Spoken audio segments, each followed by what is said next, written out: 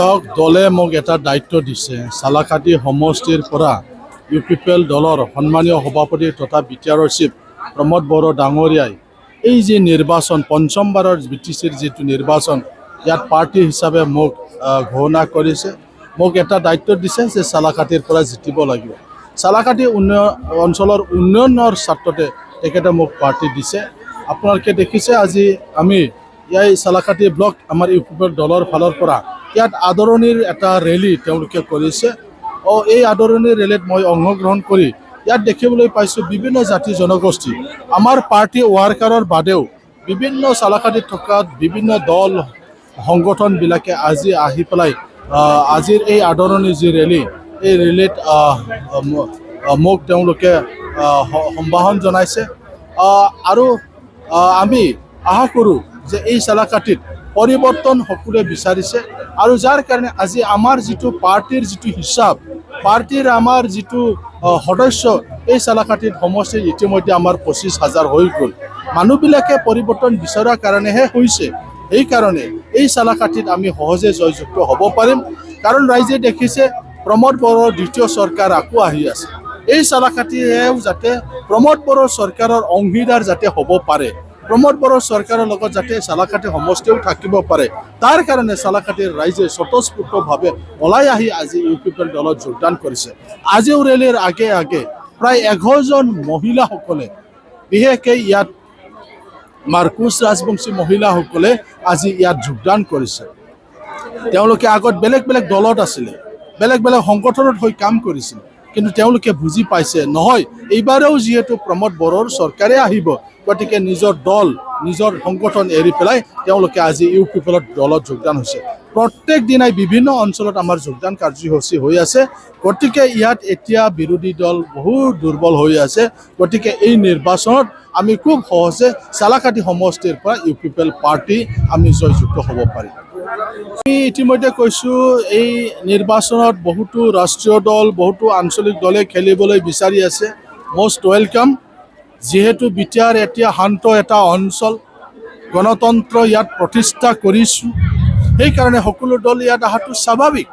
আমি কৈছোঁ বিটিআৰ অঞ্চলৰ উন্নয়নৰ কাৰণে তেওঁলোকৰো যিটো পাৰ্টি মেনিফেষ্টো নিৰ্বাচনী ইস্তাহাৰ সেইটো কৰক তেতিয়াহ'লে ৰাইজে আঁকোৱালি ল'ব বিজেপিয়ে যোৱাবাৰো খেলিছিল তেওঁলোকে 6,500 ভোট পাইছিল এইবাৰ অলপ বাঢ়িব পাৰে কিন্তু তেওঁলোকে জয়যুক্ত হ'ব নোৱাৰে ইয়াৰ যিটো ভোটিং পেটাৰ্ণ এইটো চাই পেলাই এই সমষ্টিটো বিজেপিৰ কাৰণে মানে তেনেকুৱা জিতিব পৰা সমষ্টি নহয় গতিকে আগতো যিহেতু খেলিছিল এইবাৰো খেলিব সেইকাৰণে আমি বিশেষ বিজেপিক লৈ চিন্তা কৰা নাই বি পি এফৰ লগতে আমাৰ কণ্টেষ্ট হ'ব বি পি এফ বৰ্তমান বহুত দুৰ্বল বি পি এফ ত্যাগ কৰি যিহেতু প্ৰত্যেক দিনে আমাৰ দলত তেওঁলোকৰ লিডাৰ তেওঁলোকৰ কৰ্মীবিলাক ইয়াত যোগদান হৈ আছে আৰু মই ইতিমধ্যে বিভিন্ন ছাত্ৰ সংগঠনৰ সমৰ্থন পাইছোঁ বিভিন্ন সামাজিক সংগঠনবিলাকৰ সমৰ্থন পাইছোঁ বিভিন্ন সক্ৰিয় সমাজকৰ্মীসকলৰ মই সমৰ্থন পাইছোঁ গতিকে এইবাৰৰ নিৰ্বাচনটো চালাকাটিত বেলেগ এটা নিৰ্বাচন হ'ব মোৰ যি সমষ্টি মই এই চালাকাটি সমষ্টিটো মোৰ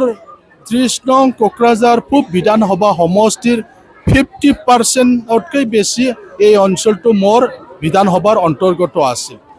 নতুন সমষ্টি হোৱাৰ পিছতো এতিয়া 3 নম্বৰ যি কোকৰাঝাৰত পৰিল চিডলিৰ পৰা বহু অঞ্চল ইয়াত আহিল এই অঞ্চলবিলাক মোৰ সমষ্টিত পৰে 3 নম্বৰ সমষ্টি মাত্ৰ আই ভাণ্ডাৰী নপৰে আৰু ধলমাৰাৰ দুটা গাঁৱৰ বাদে বাকী নপৰে দুটা বিচি দিছে বাকী 95% মোৰ সমষ্টিত পৰে এই অঞ্চলত ইতিমধ্যে বহু উন্নয়নৰ মই কাম কৰিছোঁ 7 কোটিৰ মই স্কুল দিছোঁ হোষ্টেল মই ইয়াত আনি দিছোঁ ধৰতি আবা উৎকৰ্ষ অভিযানৰ যোগেদি দুটা হাই স্কুলত হোষ্টেল বনোৱা হ'ল 7 কোটিৰ এটা RIDFৰ স্কুলৰ মই চেংচন দিলোঁ 3.5 কোটিৰ কালি পুখুৰীত চিফ ছাৰৰ পৰা আনি মই ইয়াত দিছোঁ ৰাস্তা মই 4টা ইয়াত নতুনকৈ বনাই দিছোঁ মুখ্যমন্ত্ৰীৰ পকীপথ নিৰ্মাণৰ যোগেদি অসম মালাত ইয়াত প্ৰস্তাৱ দিয়া হৈছে এই চালাকাটি সমষ্টিত ইতিমধ্যে বহু ধৰণৰ কাম মই উন্নয়নমূলক কাম কৰি আছোঁ গতিকে ইয়াত আমি সহজে আমি জয়যুক্ত হ'ব পাৰিম মোৰ এটা আত্মবিশ্বাস আছে মই সকলো জাতি জনগোষ্ঠীৰ মাজত থাকি পেলাই মই কাম কৰোঁ বহুতো ছাত্ৰ সংগঠন সামাজিক সংগঠনৰ লগত মোৰ ভাল এটা সম্পৰ্ক আছে সেইকাৰণে MLA নিৰ্বাচনটো কোকৰাঝাৰত 20,060টা বেছি ভোট পায় এই সময়ত প্ৰমীলা ৰাণী ব্ৰহ্মক মই পৰাস্ত কৰিবলৈ পাৰিছোঁ এইবাৰো মোক দলে এই চালাকাটি সমষ্টিত দিছে